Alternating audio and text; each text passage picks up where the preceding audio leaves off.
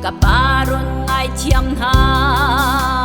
khazan rak cham kan zul ding mi lam si su nang lo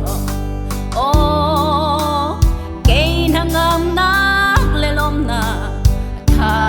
sang pe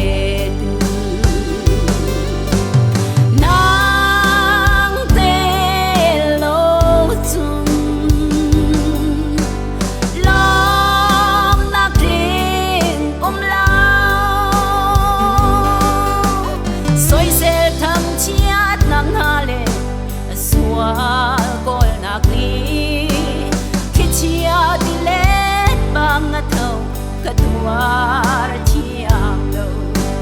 o oi barun dei ter chan ko ke nun naga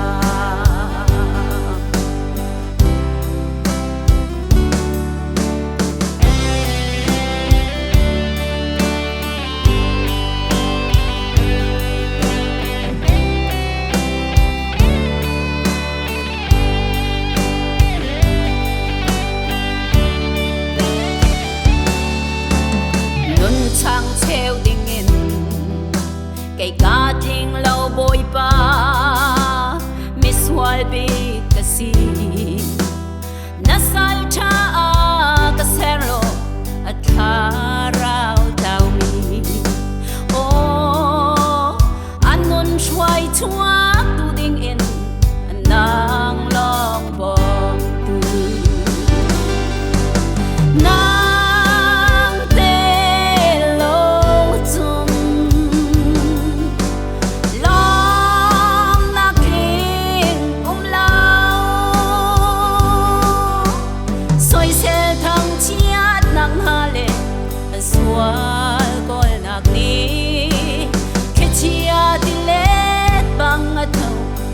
war chiam lo o oi barun dei ter chan ko ke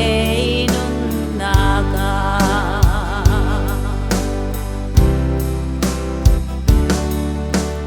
nun nak khwa chan ha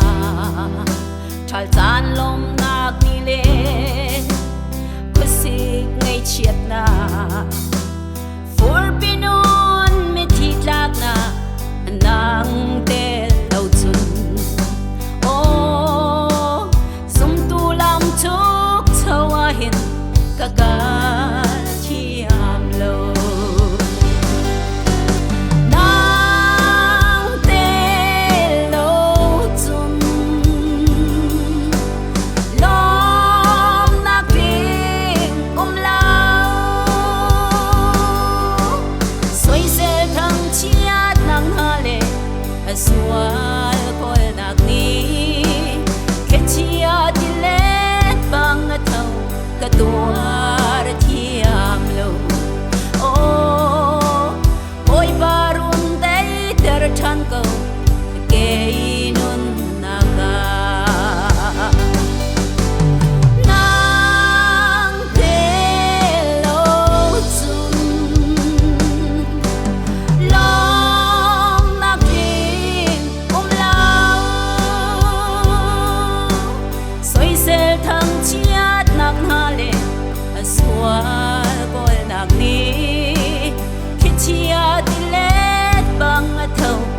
xóa